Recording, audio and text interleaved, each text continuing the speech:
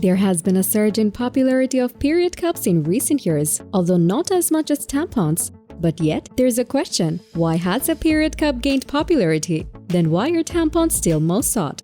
In this video, we have covered everything you need to know about tampons and period cups. Hopefully, you will now know which is right for you.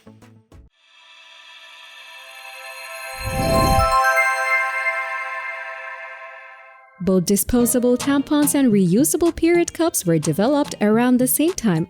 However, due to commercial potential, tampons were back then aggressively marketed. But today, when we choose any products, we judge on many factors. Let's find out.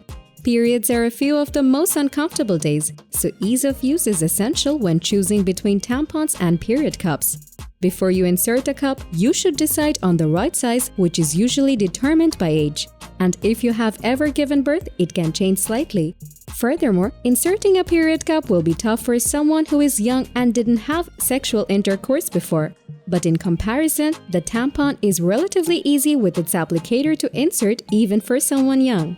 While the period cup needs to be pinched down and then inserted into the vagina in most cases, it seems too complicated for many.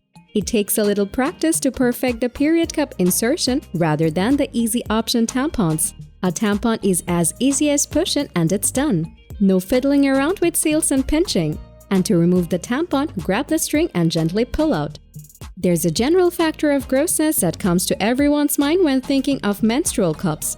That's one of the main reasons why some people avoid using a menstrual cup.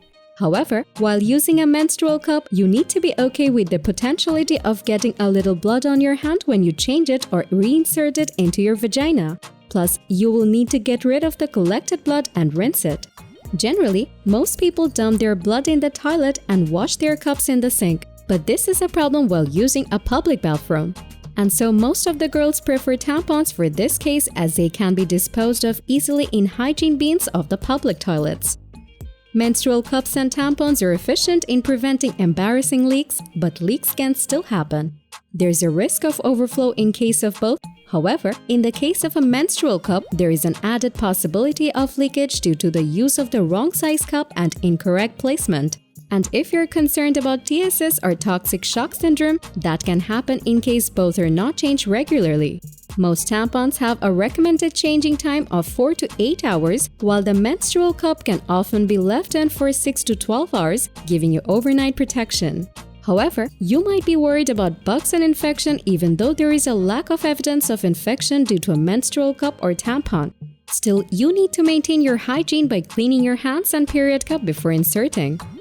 The most significant difference between a period cup and a tampon is that the period cup is way more eco-friendly than you think. The manufacturers differ on how often you should replace a cup, starting from 6 months to 10 years. Our recommendation is to use it for 1 year to be eco-friendly and avoid infection by prolonged use. Now, while there are some tampons out there that are eco-friendly, biodegradable, and use all-natural cotton, period cup which is more eco-friendly.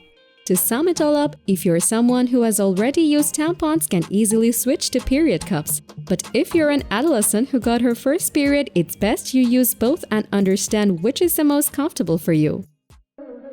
Thanks for watching. Don't forget to like, comment, and share this video with your friends if you find your videos helpful. Be sure to subscribe and press that notification bell for further updates in the future.